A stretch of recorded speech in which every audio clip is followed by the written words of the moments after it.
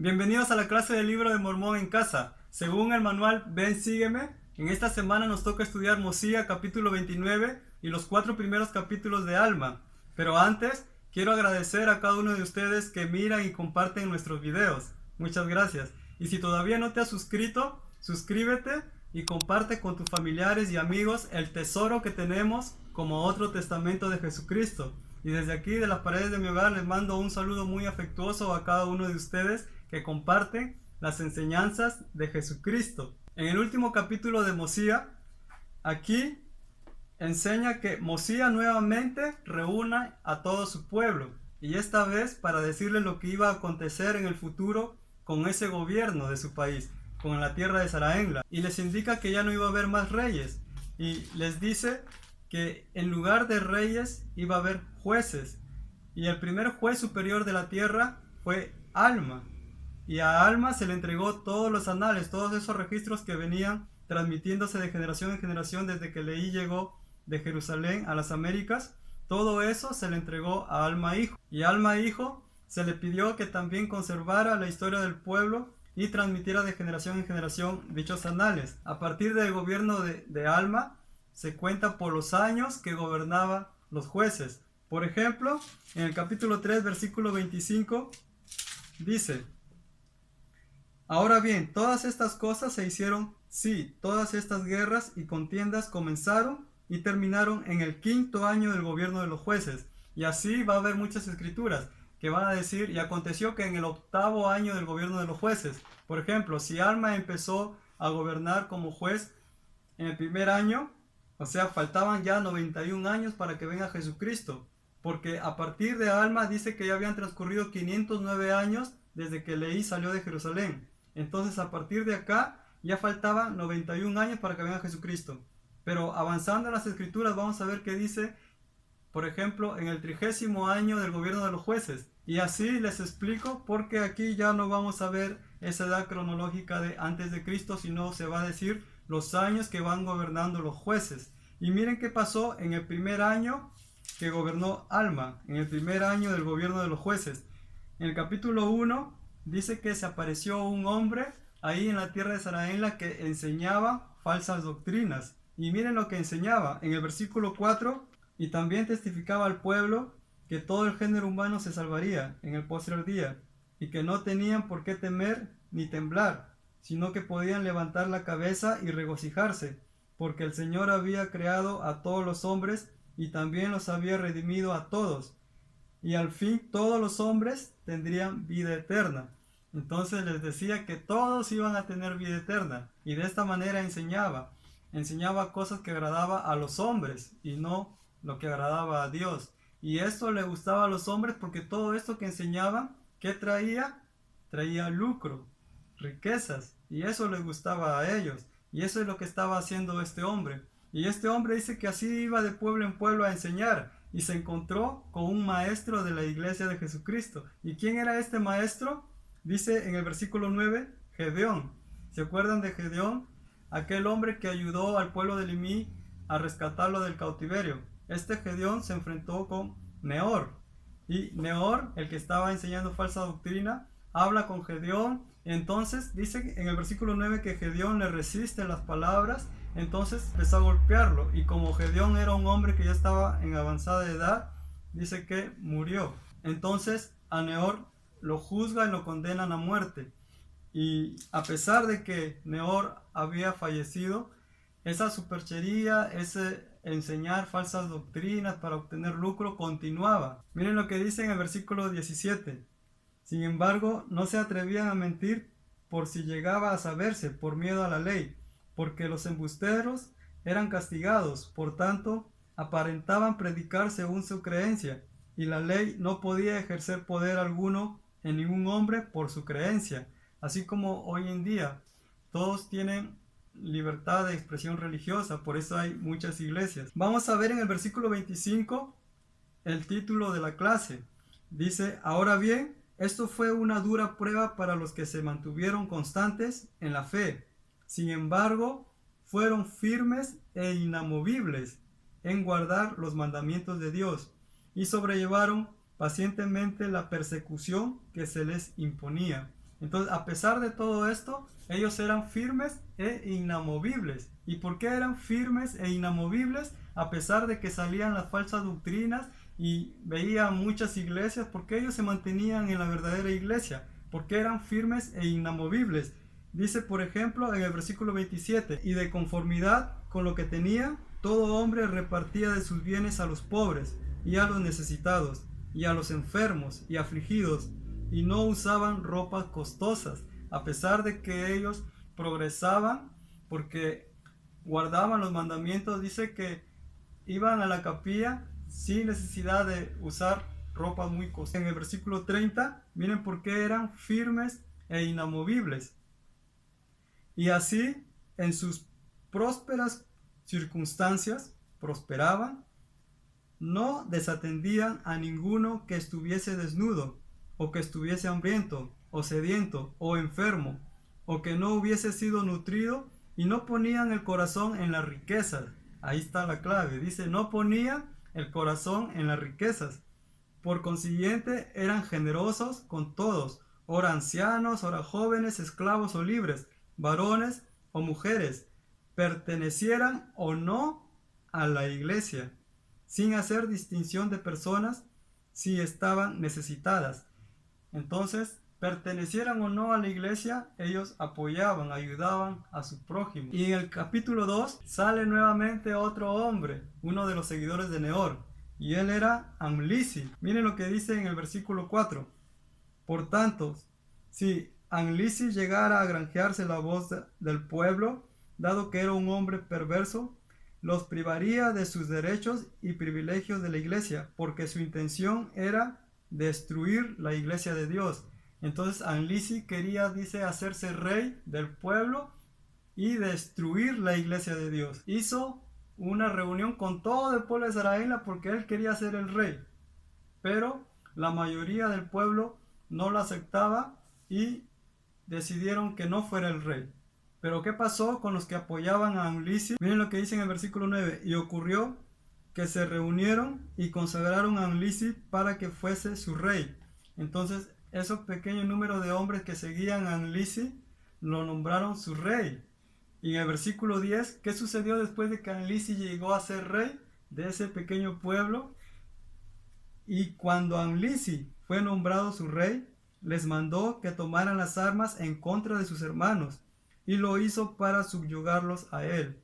Entonces, después de mucho tiempo, nuevamente tomaron las armas en contra de sus hermanos, porque recuerden que todo eso era el pueblo de Nefi, solamente que había un grupo que se había rebelado, y su caudillo era Amlisi, y llegó a ser rey. Les mandó que tomaran las armas para que nuevamente hubiera esas contenciones, eso que no quería Mosía. Y hubo contenciones y batallas. Pero ¿qué pasa cuando nosotros estamos poderosos en las oraciones? Cuando estamos poderosos en las noches de hogar, cuando estamos poderosos en la lectura de escrituras. Salimos venciendo cualquier batalla, como pasó en este momento a los nefitas. Dice en el versículo 18, sin embargo, el Señor fortaleció la mano de los nefitas, de modo que hicieron a los amlicitas con tan gran mortandad que empezaran a huir delante de ellos. Entonces ganaron esa batalla porque estaban preparados también espiritualmente. Dice que Alma mandó unos espías, dice en el versículo 21. ¿Y qué era lo que averiguaron? En el versículo 24 dice, he aquí, seguimos el campo de los amlicitas, y con gran asombro vimos a una numerosa hueste de lamanitas en la tierra de Minón, más allá de la tierra de Saraenla, en dirección de la tierra de Nefi. Y he aquí, los amlicitas se han unido a ellos. Entonces, ¿qué descubrió Alma? Que los amlicitas se habían unido con los lamanitas. Ahora vamos a ver el capítulo 3. ¿Qué hicieron los amlicitas una vez que estuvieron con los lamanitas? Los amlicitas querían distinguirse. Miren lo que dice en el capítulo 3, versículo 4. Y los amlicitas se distinguían de los nefitas porque se habían marcado con rojo la frente, a la manera de los lamanitas. Sin embargo, no se habían rapado la cabeza como los lamanitas. En estos tiempos, por ejemplo, ¿de qué manera pueden distinguirse las personas que son miembros de la iglesia con las personas que todavía no son miembros de la iglesia?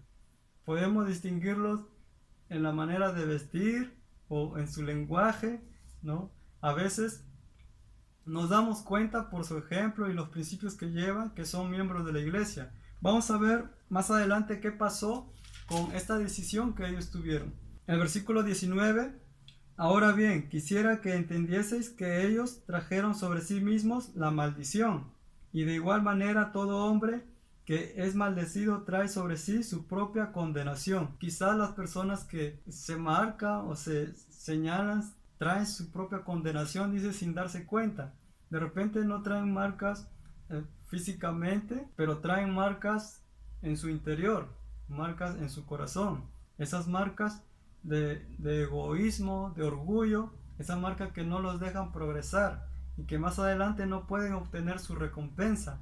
Miren lo que pasó después de muchas batallas. Dice que hubo muchas almas que murieron. ¿Y qué pasó con esas almas? En el versículo 26 dice: y en un año millares y decenas de millares de almas fueron enviadas al mundo eterno para recibir su recompensa conforme a sus obras, ya fuesen buenas o fuesen malas, para recibir felicidad eterna o miseria eterna, de acuerdo con el espíritu que quisieron obedecer, ya fuese un espíritu bueno, ya malo.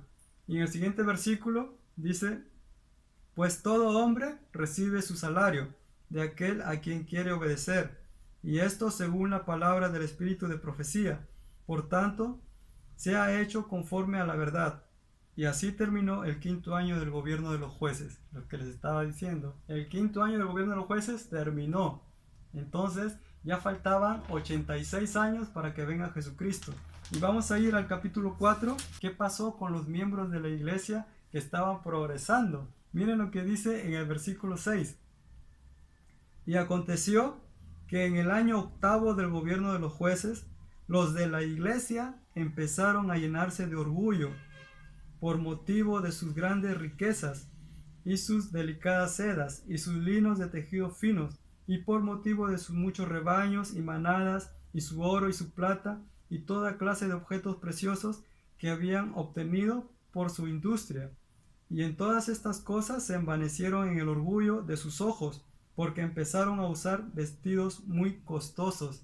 Entonces estas personas habían puesto los ojos en sus riquezas y se llenaron de orgullo, y eso le causó una aflicción a Alma. ¿Y por qué? Miren lo que dice en el versículo 8: porque vieron y observaron con gran dolor que los del pueblo de la iglesia empezaban a ensalzarse en el orgullo de sus ojos y a fijar sus corazones en las riquezas y en las cosas vanas del mundo, de modo que empezaron a despreciarse unos a otros y a perseguir a aquellos que no creían conforme a la propia voluntad y placer de ellos.